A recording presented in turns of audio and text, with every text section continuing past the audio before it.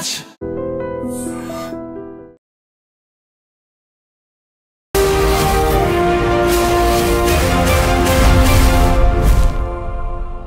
నమస్తే, welcome to iDream social spotlight with Kavitha. నాకు కనుక నోబెల్ పీస్ ప్రైజ్ ఇవ్వకపోతే అది నాకే కాదు అమెరికాకే అవమానకరం. ఇది లేటెస్ట్గా డొనాల్డ్ ట్రంప్ చేసినటువంటి స్టేట్మెంట్. ఇప్పటికే 7 యుద్ధాలని ఆపాను, 8వ యుద్ధాన్ని కూడా ఆపబోతున్నాను. నన్ను మించినటువంటి బెస్ట్ ఐడియల్ కంటెస్టెంట్ కావచ్చు, అభ్యర్థి ఎవరున్నారు అనేటువంటి ధీమా డొనాల్డ్ ట్రంప్లో కనిపిస్తోంది. అక్టోబర్ 10న ఏం జరగబోతోంది? నిజంగానే డొనాల్డ్ ట్రంప్ని పీస్ ప్రైజ్ వరిస్తుందా? మనతో పాటుగా ఉన్నారు global economist professor doctor Ravinder Raina గారు. రవీందర్ గారు నమస్కారం అండి. సో మనం గతంలో మాట్లాడుకున్నప్పటికీ ఇప్పటికీ చేంజ్ ఏంటంటే వాయిస్ చాలా పెంచారు డొనాల్డ్ ట్రంప్. అందులోనూ డేట్ మరీ దగ్గర పడుతోంది. హార్డ్లీ ఒక 1 వీక్ కూడా లేదు పీస్ ప్రైజ్ అనౌన్స్ చేయడానికి.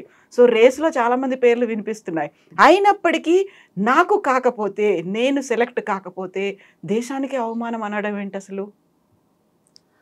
అది యాక్చువల్గా కవిత గారు ఈ మధ్యకాలంలో దాదాపు ఆయన సెకండ్ టైం ప్రెసిడెన్సీ తీసుకున్న తర్వాత జనవరి 2025 నుండి గత 9 months నుండి మనం లెక్క పెట్టుకున్నట్టయితే ఆయన వచ్చినప్పటి నుండి, పవర్లోకి వచ్చినప్పటి నుండి ఆ యొక్క అటాచ్మెంటు, ఆ యొక్క ఆబ్జెక్టివ్ అంటే నేను నోబెల్ ప్రైజ్ సాధించి తీరాలి. ఇప్పుడు ఇంకొక 3 years అయితే ఆయన టర్మ్ అయిపోతుంది. ఇంకా మళ్ళీ ప్రెసిడెంట్ కాలేడు ఆయన. ఇప్పుడు ఆయన 2018లో కూడా ఒకసారి ప్రయత్నం చేశాడు. ఆయన పేరును నామినేట్ చేశారు, కానీ ఆయన సక్సెస్గా అంటే ఆయనకు కాకుండా ఇంకా వేరే వాళ్ళకి వచ్చిందనమాట. సో ఇప్పుడు నేను ఇంత చేస్తున్నాను అసలు యాక్చువల్గా మేక్ అమెరికా గ్రేట్ అగైన్ అని చెప్పి ఇంత చేస్తున్నాను, అమెరికా చేస్తున్నాను, ప్రపంచ శాంతి కొరకు నేను బాగా ప్రయత్నం చేసుకుంటూ వస్తున్నాను. ప్రపంచ శాంతి కొరకు ప్రయత్నం చేసినప్పుడు నాకు నోబెల్ ప్రైజ్, ప్రపంచంలో ఉన్నటువంటి నోబెల్ ప్రైజ్లో అసలు జనరల్గా ఉన్నటువంటి అన్ని అవార్డ్స్ ఉన్నాయి మనకు. చాలా రకరకాల పులిట్జర్ అవార్డు ఉంది, తర్వాత దాదా సాహెబ్ ఫాల్కే అవార్డు ఉంది, రకరకాల అవార్డ్స్, రామన్ మెగసెసే అవార్డు ఉంది. ఇట్లాంటి అవార్డులు అన్నిటికంటే ఎక్కువ వాల్యుయబుల్ అవార్డు ఏంటంటే నోబెల్ ప్రైజ్ అనమాట. ఎందుకు నోబెల్ ప్రైజ్ను అంత ప్రెస్టీజియస్ ప్రైజ్గా మనం భావిస్తున్నామంటే ఆ ప్రైజ్ మనీ కూడా అలా ఉందండి. మీకు చిన్న ఒక బ్యాక్గ్రౌండ్ ఇస్తాను.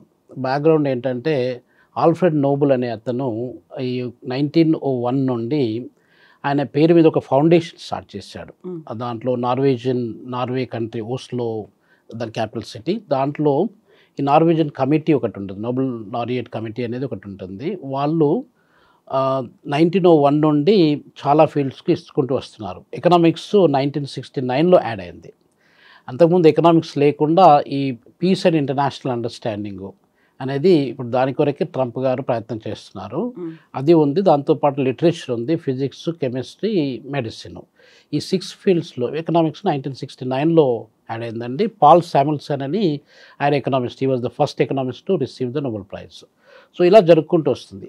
ఇప్పుడు కూడా మా ఎకనామిస్టులు కూడా అది ప్రెస్టీజియస్ ప్రైజ్ అని ఇప్పుడు మన దేశం నుండి అమర్త్య కుమార్ సేన్ గారికి వచ్చింది. 1998లో వచ్చింది. అది ఫస్ట్ ఏషియన్ ఎకనామిస్ట్ అయినే నోబెల్ ప్రైజ్ రావడానికి, ఇండియనే కాకుండా.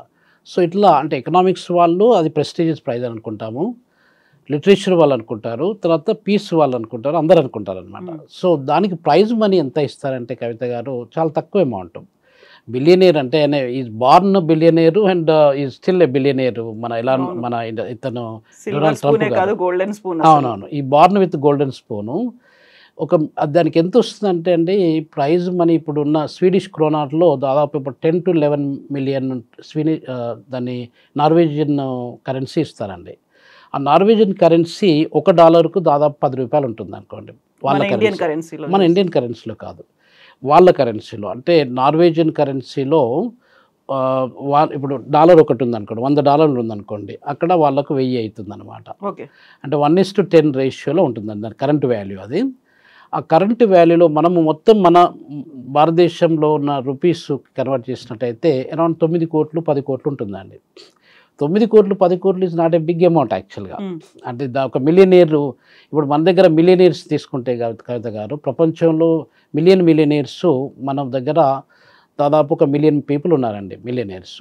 ఎంత వాళ్ళ యొక్క అసెట్స్, వాళ్ళ ప్రాపర్టీస్ ఆల్మోస్ట్ అబౌట్ 9 కోట్ల రూపాయల నుండి 10 కోట్ల రూపాయలు వాళ్ళ దగ్గర ఉన్నట్టయితే they are part of millionaires ఇండియాలో. మన దగ్గర 146 బిలియన్ 146 కోట్ల జనాభా ఉంటే దానిలో మిలియన్ పీపుల్ మాత్రమే రిచ్ పీపుల్ అన్నమాట. మిగతా వాళ్ళందరూ సామాన్యులే. ఆ మిలియన్ పీపుల్ యొక్క యార్డిస్టిక్ ఏంటి అంటే మనకు 9 కోట్ల రూపాయలు. ఈ 9 కోట్ల రూపాయలలో ఇప్పుడు ఒకవేళ నోబెల్ ప్రైజ్ వచ్చిందనుకోండి, అది మనము ఆ మిలియనీర్లలో కావడానికి ఆస్కారం ఉంటుందన్నమాట. సో 9 కోట్లు అనేది ట్రంప్ గారికి నథింగ్. ఎందుకంటే ఈజ్ బిలియనీరు, ఈజ్ బార్న్ అయితే బిజినెస్ మ్యాన్ ఫ్యామిలీలో పుట్టాడు, అతను పెరిగాడు, ఆయనకు కష్టము ఇదంటే పెద్దగా ఏం తెలియదు అసలు యాక్చువల్గా, బికాజ్ ఈ was a rich man. So అక్కడ అమౌంట్ కాదండి, ఆ అమౌంట్ కంటే ఇప్పుడు దాదాపు మీరు మొత్తం కన్వర్ట్ చేసినట్టయితే అసలు నార్వేజియన్ కరెన్సీని మనం కన్వర్ట్ చేసినట్టయితే అరౌండ్ 1.2 నుండి 1.3 డిపెండ్స్ అపాన్ ఎక్స్చేంజ్ రేట్ అనమాట. ఆ $1.3 మిలియన్ మాత్రమే వస్తుందన్నమాట. ఆ ప్రైజ్ కొరకు అతను అది చాలా కలలు కంటా ఉంటున్నాడు అనమాట. ఇప్పుడు ప్రెసిడెన్సీకి వచ్చిన తర్వాత, రెండోసారి ప్రెసిడెన్సీకి వచ్చిన తర్వాత ఆ ప్రైజు వాల్యూ అంటే ఒకవేళ ప్రెస్టీజియస్ ప్రైజ్ కాబట్టి ప్రపంచవ్యాప్తంగా నోబెల్ శాంతి బహుమతి పొందిన వాళ్ళల్లో ట్రంప్ గారు ఆయన యొక్క స్థానాన్ని అక్కడ పెట్టుకోవడానికి ఆస్కారం ఉంటుంది. అది ప్రయత్నం చేస్తున్నాడు. అతను ఏం చెప్తున్నాడంటే కవిత గారు, ఇప్పుడు దాదాపు యుద్ధాలు అనేది కామన్గా జరుగుకుంటూ వస్తున్నాయి. మనం అది కాన్ఫ్లిక్ట్స్ తీసుకున్నట్టయితే మీకు 250 పైన రకరకాల కాన్ఫ్లిక్ట్స్ కానీ వార్స్ కానీ ప్రపంచవ్యాప్తంగా జరుపుకుంటూ వస్తున్నాయి. చిన్నవి కావచ్చు, పెద్దవి కావచ్చు. అవును, అంటే రకరకాల, ఇప్పుడు సపోజ్ మీ కాన్ఫ్లిక్ట్స్ పెద్ద పెద్ద వార్స్ ఉన్నాయి. ఇథియోపియా ఎరిట్రియాకు, నేను అక్కడ ఎరిట్రియాలో పనిచేసినప్పుడు ఇథియోపియా ఎరిట్రియాకు యుద్ధం జరిగింది. 2.5 సంవత్సరాల పాటు యుద్ధం జరిగినప్పుడు నేను అక్కడే ఉన్నాను అసలు యాక్చువల్గా. యుద్ధం అనేది నేను ప్రత్యక్షంగా చూశానన్నమాట. అంటే మన ఇథియోపియన్ ఫ్లైట్స్ వచ్చి ఎలా బాంబులు వేసాయి అస్మారాలో, ఐ వాజ్ దేర్. అంటే 6th May 1998లో యుద్ధం స్టార్ట్ అయినప్పుడు ఆ ఇథియోపియన్ ఫైటర్ జెట్స్ వచ్చి బాంబులు వేయడానికి అస్మారా ఎయిర్పోర్ట్ను, అస్మారా డిఫెన్స్ దాన్ని ధ్వంసం చేయడానికి ప్రయత్నం చేసినప్పుడు I have seen with my eyes అండి. సో అట్లాంటి యుద్ధ వాతావరణంలో నేను పనిచేస్తున్నాను, 2.5 సంవత్సరాలు పనిచేస్తాను నేను. అయితే ఆ యుద్ధాలు అనేది జరుపుకుంటూ వస్తున్నాయి. ఎప్పటి నుండి అసలు మానవ జాతి పుట్టినప్పటి నుండి యుద్ధాలు ఏదో రకంగా జరుపుకుంటూ వస్తున్నాయి. మన దగ్గర డైనాసిటీలు తీసుకున్నా కూడా మన డైనాసిటీలు కూడా రకరకాల, ఇప్పుడు మొఘల్ డైనాసిటీకి మన రకరకాల రాజులకు యుద్ధం జరిగింది, ఇలానే జరుపుకుంటూ వచ్చాయి. ఇప్పుడు మన ప్రపంచంలో దాదాపు 250 కాన్ఫ్లిక్ట్స్, వార్స్ కావచ్చు, కాన్ఫ్లిక్ట్స్ కావచ్చు, యుద్ధ వాతావరణం కావచ్చు, ఇలా జరుపుకుంటూ వస్తున్నాయి. ఇప్పుడు ట్రంప్ గారు అడ్మినిస్ట్రేషన్లోకి వచ్చినాక అంటే దాదాపు 8-9 మంత్స్ నుండి లెక్క పెట్టుకున్నట్టయితే మనము ఆ యుద్ధాలు కూడా అతను ఏమంటున్నాడంటే నేను 7 యుద్ధాలను మాన్పించేశాను ఆల్రెడీ. చాలా మేజర్ యుద్ధాలు, ఏళ్ల తరబడి కొనసాగుతున్నటువంటి యుద్ధాలు, కొన్ని 35 ఇయర్స్, కొన్ని 36-37 ఇయర్స్లో జరుగుతున్నటువంటి యుద్ధాలని నేను ఆపేయించాను. నాకంటే మంచి గట్టి క్యాండిడేటు, నాకంటే గొప్ప candidate Nobel prize, peace prize రావడానికి ఎవరున్నారు? Best suitable candidate is Donald Trump అనేది వాదన. ఆయన కాన్ఫిడెన్స్ ఒకటి, ఆయన వాదన ఒకటి. ఆయన ముందు నుండి బిలీవ్ చేసి ప్రతి అడుగడుకు ఎక్కడేం మాట్లాడినా కూడా నాకు నోబెల్ ప్రైజ్ రావాలి అనేది చెప్పుకుంటూ వస్తున్నాడు, బలంగా నమ్ముకుంటూ వస్తున్నాడు. నోబెల్ ప్రైజ్ అనేది చాలామంది లీడర్స్ కూడా వచ్చిందండి కవిత గారు. ఇప్పుడు సపోజ్ మీరు అబ్బే అలీ అని చెప్పి ఇథియోపియన్ ప్రైమ్ మినిస్టరు 2019లో అతనికి నోబెల్ ప్రైజ్ వచ్చింది పీస్లో. అతను ఎరిట్రియాకి ఇథియోపియాకి యుద్ధము వాతావరణం అనేది, ఇప్పుడు నేను 1997 నుండి 2008 వరకు ఇక్కడ పనిచేశాను, దాదాపు 10 సంవత్సరాల పాటు పనిచేశాను. యుద్ధ వాతావరణం, యుద్ధం మానేసిన తర్వాత కూడా యుద్ధ వాతావరణం అనేది కనిపిస్తుండేది మనకు. ఎందుకంటే ఆ కాన్ఫ్లిక్టింగ్ సిచ్యువేషన్ అనేది, ఎందుకంటే ఇథియోపియాకు ఎరిట్రియాకు పరిస్థితులు, ఆ శాంతియుత సంబంధాలు అనేది ఎప్పుడూ డెవలప్ కాలేదన్నమాట. 2017లో ఆయన అబ్బే అలీ ప్రైమ్ మినిస్టర్ అయిపోయిన తర్వాత అతను ప్రయత్నం చేశాడు. ఇసయాస్ అఫ్వర్కీ అని ఎరిట్రియన్ ప్రెసిడెంట్. ఆయన ఇండిపెండెన్స్ May 24, 1991లో ఇండిపెండెన్స్ ఇథియోపియా నుండి ఎరిట్రియాకి ఇండిపెండెన్స్ వస్తే అప్పటి నుండి ఈ రోజు వరకు కూడా ఆయనే ప్రెసిడెంట్, ఇంకా వేరే వాళ్ళు ఎవరు కాలేదన్నమాట. సో ఇతను కలిసి ఒక శాంతియుత ఒప్పందాన్ని, దాన్ని మనం మళ్ళీ ఫ్లైట్స్, ఇప్పుడు సపోజ్ నేను ఫస్ట్ టైము ఎరిట్రియాకి వెళ్ళినప్పుడు బాంబే నుండి అడిస్ అబాబాకి వెళ్ళాను అనమాట. అది ఇథియోపియన్ ఎయిర్లైన్స్లో వెళ్ళాను. అడిస్ అబాబా నుండి అస్మారాకి వెళ్ళాను. అలాగే ఆ అస్మారా నుండి అడిస్ అబాబాకు ఉన్న ఫ్లైట్స్ ఆగిపోయాయి. ఎప్పుడు ఆగిపోయాయి? May 6, 1998కి ఆగిపోయాయి.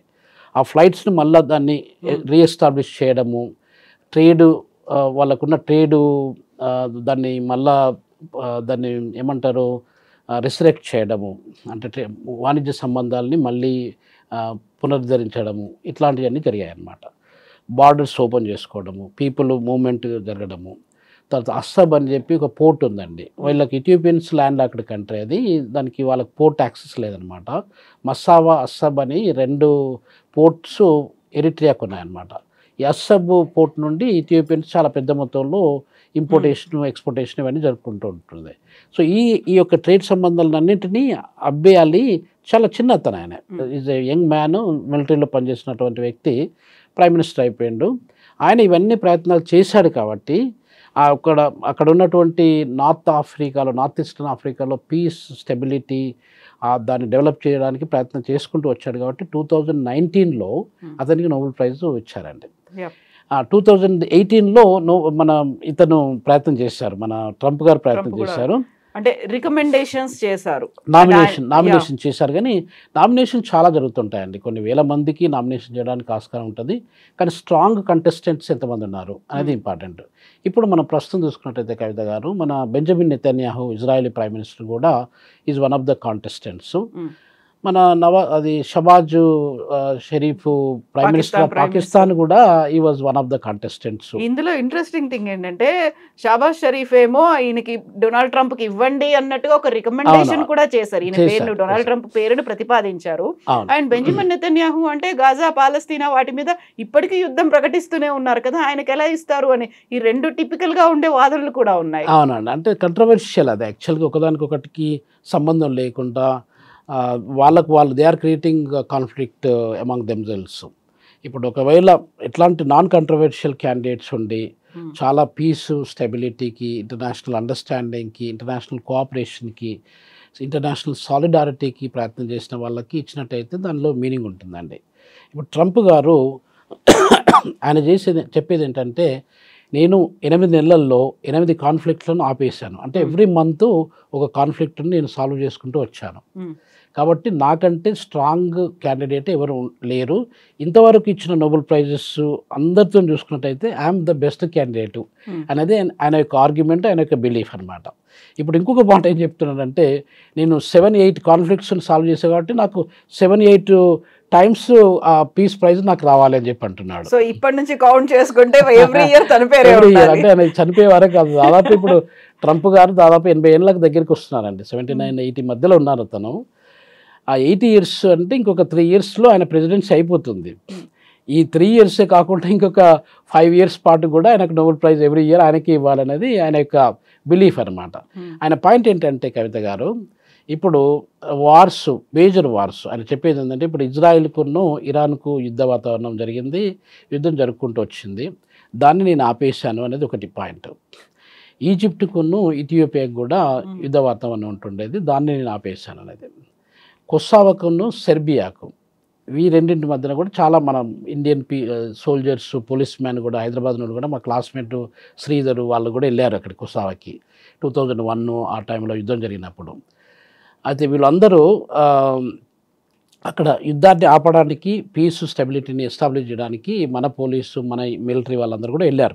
Team member, even United nations UNMI అని చెప్పి ఒక ప్రోగ్రామ్ ఉంటుందండి. ఇంతకుముందు మీకు చెప్పాను కదా, ఎరిట్రియా, ఇథియోపియాకు యుద్ధం జరిగినప్పుడు UNMI అంటే United nations mission for Eritrea and Ethiopia అని చెప్పి ఒక మిషన్ ఉంటుండేది. దానిలో చాలామంది ఇండియన్ సోల్జర్స్ అక్కడికి వచ్చి ఆ పీస్ ఆపరేషన్స్ అంతే వాళ్ళు చూసుకుంటూ వచ్చారు, మానిటర్ చేసుకుంటూ వచ్చారు. దాంట్లో భాగంగా కొసావాకు, సెర్బియాకు జరిగినటువంటి యుద్ధంలో మన వాళ్ళ పార్టిసిపేషన్ చాలా ఉందండి. సో వీటితో పాటుగా రువాండా, కాంగో కూడా చాలా సంవత్సరాల యుద్ధం జరుగుతుంది. ఇవన్నీ బార్డర్ కంట్రీస్ కాబట్టి రువాండా అనేది చాలా చిన్న కంట్రీ. కాంగో అనేది DRC Congo, democratic republic Congo అనేది చాలా పెద్ద కంట్రీ యాక్చువల్గా. మొత్తం ఆఫ్రికా దేశంలో చూసుకున్నట్టయితే 2వ పెద్ద దేశంగా ఉంటుంది. ఏరియా సైజులో చూసుకున్నట్టయితే మనకంటే కొంచెం దాదాపు 2 మిలియన్ స్క్వేర్ కిలోమీటర్స్ ల్యాండ్ ఉంటుంది, పెద్ద రిచ్ కంట్రీ కూడా.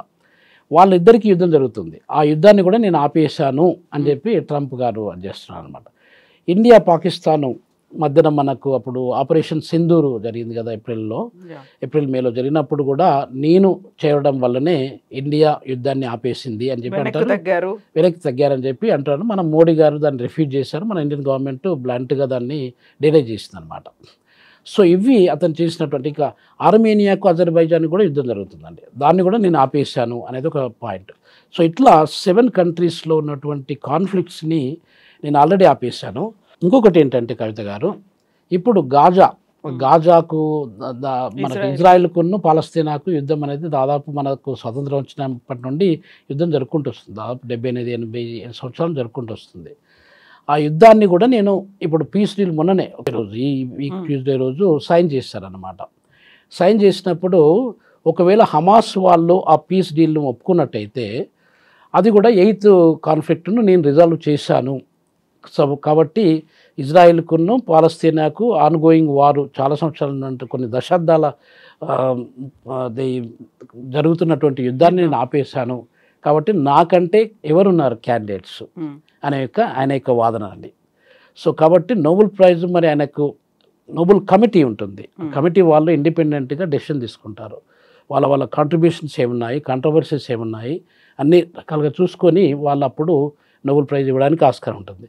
10th అక్టోబర్ అనేది ఎంతో దూరం లేదండి, జస్ట్ 1 వీక్ ఫ్రమ్ టుడే. మనకు 10th 11th నైట్ మధ్యన వాళ్ళు అనౌన్స్ చేస్తారు. సో అది ఆ పరిస్థితిలో ఉందన్నమాట ప్రస్తుతం. సో ఇప్పటిదాకా గత 50 ఏళ్లలో నోబెల్ పీస్ ప్రైజ్ అనేది ఎవరికి ఇవ్వబోతున్నారు అనేది ఒక ప్రాబబుల్స్ లిస్టో స్పెక్యులేషన్సో కూడా ఇంతలా వినిపించలేదు. ఈసారి వినిపించినంతగా సెల్ఫ్ నామినేషన్ చేసుకోవడానికి లేదు, ఇంకొకరితో రికమెండ్ అనేది చేయించుకోవచ్చు. అయినప్పటికీ కూడా డొనాల్డ్ ట్రంప్ చాలా ఈగర్గా వెయిట్ చేస్తున్నారు. And award goes to Donald Trump అనేటువంటి ఒక అనౌన్స్మెంట్ రావాలి అనేది నిజంగా ఎప్పుడూ లేనటువంటి పరిస్థితి. ఇప్పుడు నౌ ఆర్ నెవర్ అనే కండిషన్లో ఉందా? ఇప్పుడు కాకపోతే భవిష్యత్తులో అయినా రావచ్చు కదా, ఒకవేళ నిజంగానే అంత సిన్సియర్ ఎఫర్ట్స్ పెట్టుంటే, సీరియస్ ప్రయత్నాలు కనుక యుద్ధాలని ఆపడానికి చూస్తే ఈ 4 ఏళ్లలో ఫస్ట్ ఇయర్ ఎందుకని ఇంత తొందరపడుతున్నారు ఆయన? కవిత గారు ఎలా ఉంటుందంటే, నోబెల్ ప్రైజ్ అనేది పోస్ట్ మోస్ట్లీ చనిపోయిన తర్వాత ఇచ్చినట్టు నాకైతే గుర్తులేదు.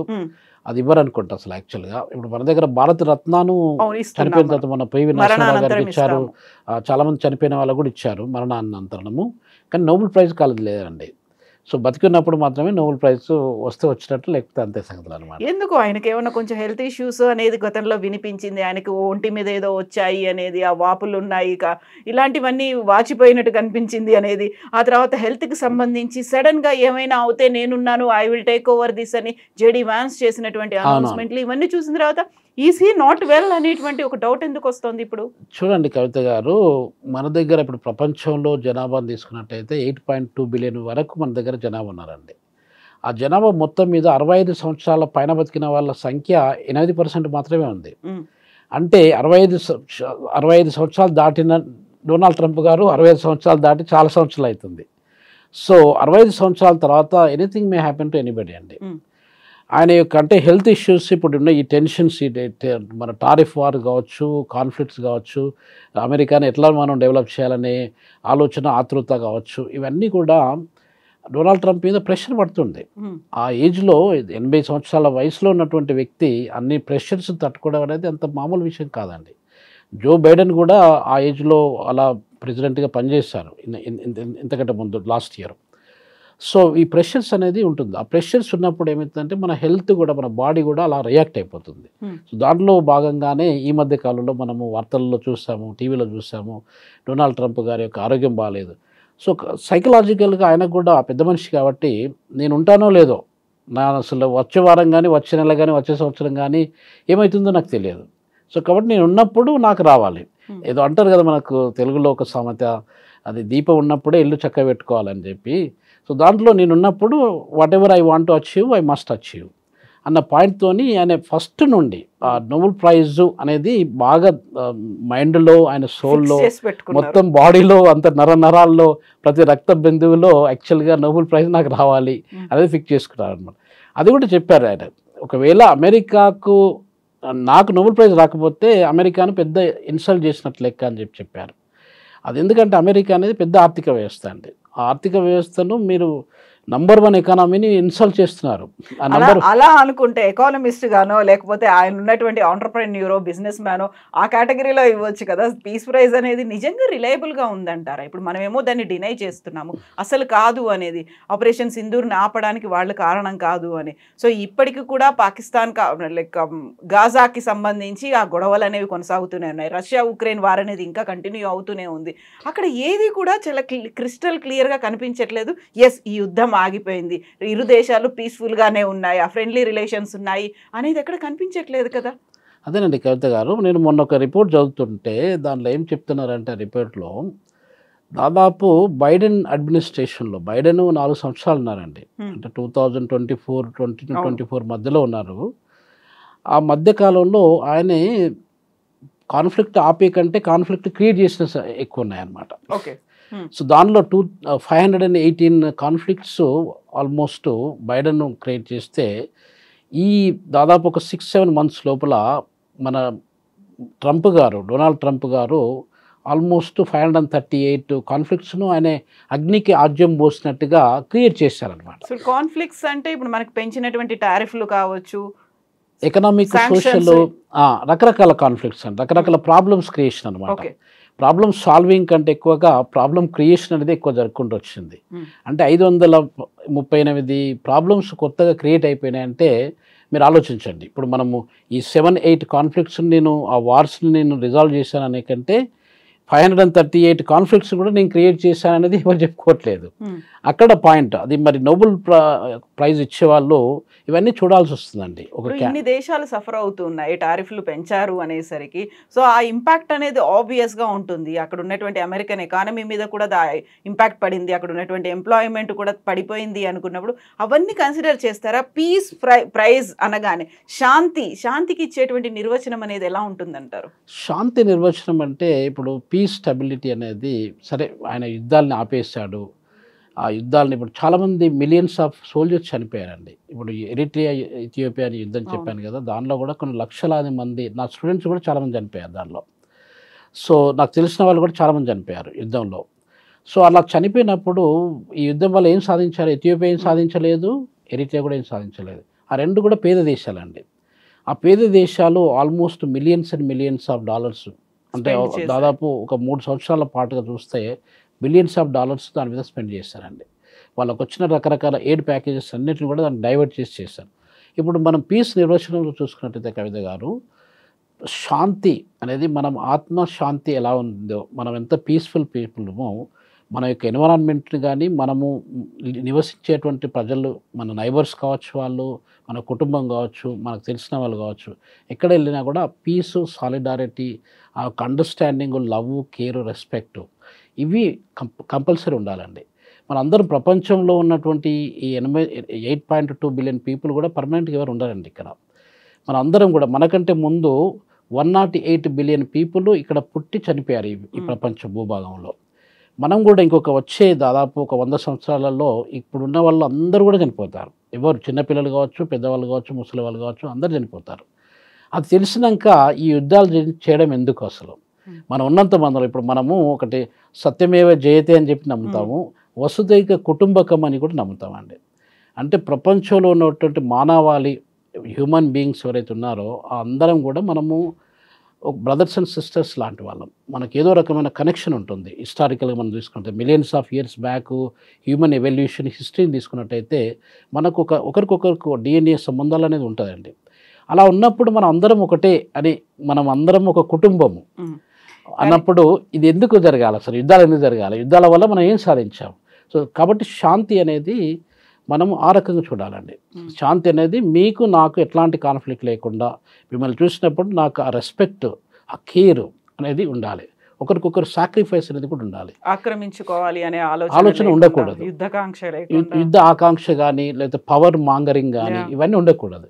ఇవన్నీ ఉన్నప్పుడు మనకు అసలు ఇంకా యుద్ధాన్ని మనము అగ్నికి ఆజ్యం పోసినట్టుగా యుద్ధాన్ని మనం ప్రేరేపణ చేసినట్టే అవుతుంది కదా తప్ప యుద్ధాన్ని తగ్గించేది ఏం లేదు కదండి.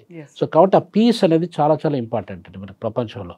మన ప్రపంచంలో ఉన్నటువంటి లీడర్స్ అందరూ దాదాపు 200 మంది లీడర్స్ ఉన్నారు.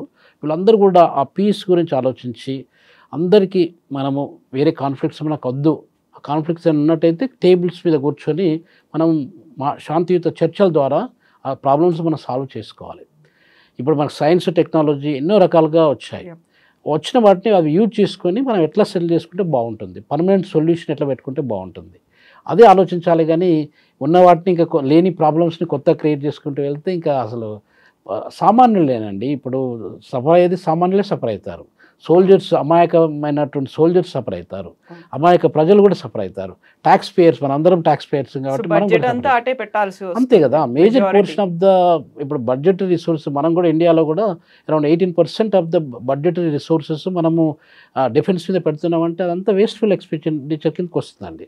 ఒకవేళ అదే మనం శాంతి, మన పరిరక్షణ ఇవి ఉన్నట్టయితే మనకి అంత అమౌంట్ అక్కడ పెట్టకుండా దాని మీద వేరే ఇప్పుడు ఇన్ఫ్రాస్ట్రక్చర్ డెవలప్మెంట్ కావచ్చు, లేకపోతే అన్ఎంప్లాయ్మెంట్ రిడక్షన్ కావచ్చు, పావర్టీ రిడక్షన్ కావచ్చు, అట్లాంటి ప్రోగ్రామ్స్ మీద మనం లక్షలాది కోట్ల రూపాయలు దాని మీద స్పెండ్ చేస్తున్నామండి. మనం రకరకాల ప్లేన్స్ని కొనుక్కొచ్చి ఇవి ట్యాంక్స్ని ప్రొడ్యూస్ చేసి ఇవంతా చేయాల్సిన అవసరం లేదు కదా మనం శాంతి ఉన్నట్టయితే. సో కాబట్టి శాంతి అనేది ఆ రకంగా చూడాలండి. ఆ శాంతి నిర్వచనం అనేది ఇప్పుడు ట్రంప్ గారు ఏం చేశారు, ఆయన చెప్పేది ఏంటంటే 8 పాయింట్స్, ఆయన పాజిటివ్ పాయింట్స్ చెప్పుకుంటున్నాడు. నెగిటివ్ పాయింట్స్ ఏం చేశాను నేను వచ్చినప్పుడు అవి కనిపించట్లేదు అనమాట. ఆయన ఒప్పుకోడు కూడా, నేను నెగిటివ్ ఎట్లయితుంది అంతా నేను పాజిటివే చేశాను, నేను ఏదో దేశం కోసం కనిపిస్తోంది. సో కాబట్టి నాకు నోబెల్ ప్రైజ్ ఇవ్వకండి, ఇది కూడా చెప్తున్నాడు అతను. నోబెల్ ప్రైజ్ అనేది నాకు రాకన్నా అమెరికాకు వస్తే సరిపోతుంది. ఇప్పుడు బరాక్ ఒబామా ప్రెసిడెంట్గా ఉన్నప్పుడు కవిత గారు 2009లో అతనికి నోబెల్ ప్రైజ్ వచ్చింది పీస్ అండ్ ఇంటర్నేషనల్ అండర్స్టాండింగ్లో. ఇప్పుడు నెల్సన్ మండేలా అని ఫాదర్ ఆఫ్ సౌత్ ఆఫ్రికా, నేను పనిచేసే దేశంలో, అక్కడ కూడా అతనికి నోబెల్ ప్రైజ్ వచ్చింది పీస్ అండ్ అండర్స్టాండింగ్లో. డెస్మండ్ టూటు అని చెప్పి ఒక అతను రిలీజియస్ లీడర్ ఉండేది, అతనికి కూడా నోబెల్ ప్రైజ్ వచ్చింది. ఒక 3 సౌత్ ఆఫ్రికన్స్కి నోబెల్ ప్రైజ్ వచ్చిందనమాట. సో ఇట్లా నోబెల్ ప్రైజ్ అనేది ఒక యూనిక్ పర్సనాలిటీస్, ఎంత కంట్రవర్సీ లేకుండా ప్రతి ఒక్కరు కూడా మొత్తం డీటెయిల్గా స్టడీ చేసినట్టయితే ఎక్కడైనా కూడా కంట్రవర్సీ వచ్చేస్తుంది. ఇప్పుడు నెల్సన్ మండేలా అతను ఒక ట్రేటర్ లాగా, తర్వాత ఒక అదేంటి దేశద్రోహి లాగా చాలా మంది ఉన్నారండి. ఇప్పుడు వైట్ పీపుల్ ఆయన జైల్లో పెట్టి 28 ఇయర్స్ జైల్లో పెట్టారండి.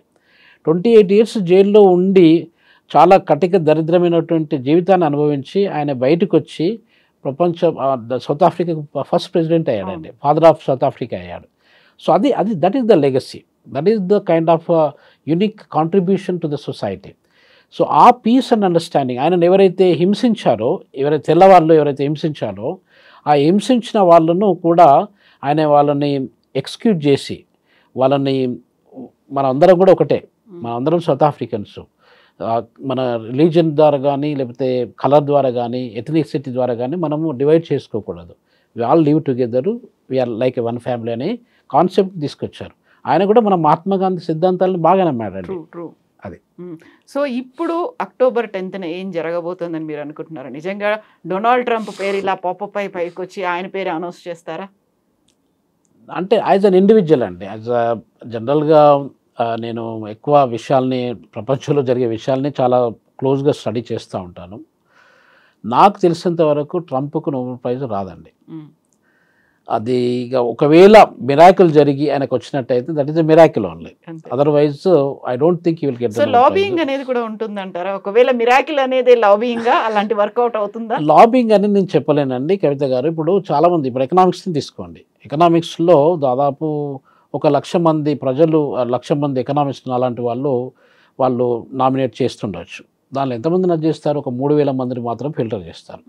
అంటే కాంపిటీషన్ అనేది 1,00,000 మందిలో ఉండదు, 3,000 మందిలోనే ఉంటుంది. 3,000 మందిలో ఎలా ఉంటుంది? నాలాంటి వాడికి నోబెల్ ప్రైజ్ రావాలంటే రాదు. ఎందుకంటే నేను ఏదో క్లబ్లో జాయిన్ అయ్యో, లేకపోతే నేను కేంబ్రిడ్జ్ యూనివర్సిటీలోనో, లేకపోతే ఆక్స్ఫర్డ్ యూనివర్సిటీలోనో, హార్వర్డ్ యూనివర్సిటీలో టైఅప్ అయిపోయి, ఆ గ్రూప్ ఆఫ్ ఎకనామిక్స్లో టైఅప్ అయిపోయి వాళ్ళతో కొన్ని ప్రాజెక్టులు చేసుకుంటూ, వాళ్ళతో కొన్ని ఆర్టికల్ రాసుకుంటూ అలా చేసినట్టయితే ఇప్పుడు నాకు 250 ఆర్టికల్ ఉన్నాయండి. నేను మొత్తం సైంటిఫిక్ జర్నల్స్లో all over the world I published articles, peer reviewed articles, Scopus indexed articles కావచ్చు, వెబ్ ఆఫ్ సైన్స్ ఆర్టికల్స్ కానీ నేను పబ్లిష్ చేశాను. నోబెల్ ప్రైజ్ ఎకనామిక్స్లో రావడానికి ఎన్ని ఆర్టికల్ కావాలి మీకు? 5 ఆర్టికల్ సరిపోతాయి, 250 అక్కర్లేదు. ఇప్పుడు నేను ఒకవేళ నాకు నోబెల్ ప్రైజ్ రావాలంటే రాదు, ఎందుకంటే మొన్న మన అభిజిత్ బెనర్జీకి వచ్చింది నోబెల్ ప్రైజు. అంటే దీని should be some kind of association అనమాట. అసోసియేషన్లో నామినేట్ చేసేవాళ్ళు, తర్వాత సపోర్ట్ చేసేవాళ్ళు, మీకు రికమెండేషన్ లెటర్స్ పంపించేవాళ్ళు, వీళ్ళందరూ కూడా ఒక group of people they must support you from the beginning till hold అనేది ఉంటుంది. అదే ఇప్పుడు మనకు పిఎన్ భగవతి అని చెప్పి ఒక గ్రేట్ ఎకనామిస్ట్ ఉన్నాడు. ఆయన ట్రేడ్ ఎకనామిక్స్లో ఆయన చాలా పాపులర్ హీరో అనమాట. చాలా ఆయన రీసెర్చ్ కానీ తర్వాత ఆయన బుక్స్ కానీ ఆయన రాసినటువంటి సైంటిఫిక్ ఎస్సేస్ కానీ చాలా యూస్ఫుల్ ఎస్సేస్ అండి. ట్రేడ్లో ఒక రెవల్యూషనరీ చేంజెస్ తీసుకురావడానికి ఆయన ప్రయత్నం చేశారు పిఎన్ భగవతి. పిఎన్ భగవతి పేరు నేను దాదాపు ఒక 20 years నుండి వింటున్నాను, ఆయనకు నోబెల్ ప్రైజ్ వస్తుందని చెప్పి. ఇంతవరకు రాలేదు. సో ఇవన్నీ ఎందుకు జరుగుతాయంటే మన ఎకనామిస్టులు, ఇండియన్ ఎకనామిస్టులు కూడా చాలామంది పాపులర్ ఎకనామిస్టులు, పవర్ఫుల్ ఎకనామిస్టులు ఉన్నారు, చాలా టాలెంటెడ్ ఎకనామిస్టులు ఉన్నారు. వాళ్ళందరినీ ఎవరిని పక్కకు పెట్టేసి ఏదో అమెరికాలో పనిచేసే, ఇప్పుడు నేను ఒకవేళ నేను స్టాన్ఫర్డ్ యూనివర్సిటీలోనో లేకపోతే యాల్ యూనివర్సిటీలోనో ఎక్కడైనా పనిచేస్తాను అనుకోండి, నాకు నోబెల్ ప్రైజ్ రావడానికి ఛాన్సెస్ ఎక్కువ ఉంటాయండి. నేను ఎన్ని వ్యాసాలు రాశాను, ఎన్ని పబ్లిష్ చేశాను అది ముఖ్యం కాదు, ఎంతమందితో నేను స్ట్రాంగ్ అసోసియేషన్తో ఉన్నాను. ఆ 3000 మందిలో మీకు 3 సెలెక్ట్ చేయొచ్చు, 3కి share, okay Nobel prize share అని చెప్పవచ్చు, 2 సెలెక్ట్ చేయొచ్చు, 1 కూడా సెలెక్ట్ చేయొచ్చు. సో ఇలా జరుపుకుంటూ వస్తాయండి నోబెల్ ప్రైజెస్ అనేది. అది మీరు అన్నట్టు లాబీ అని నేను చెప్పే కంటే ఇట్స్ ఎ కైండ్ ఆఫ్ అది నోబెల్ ప్రైజ్ అంటే నాకు రెస్పెక్ట్ కూడా. సో కాబట్టి నేను లాబీ అని చెప్పే కంటే కాంపిటీషను తర్వాత అసోసియేషను అవన్నీ కూడా సిస్టమేటిక్ ఆర్డర్లో మనం చేసుకున్నట్టయితే రావడానికి ఛాన్సెస్ ఎక్కువ ఉంటాయండి. ఎస్ అండి, thank you so much Ravindra గారు. Thank you. నమస్తే అండి కవిత గారు. Thank you.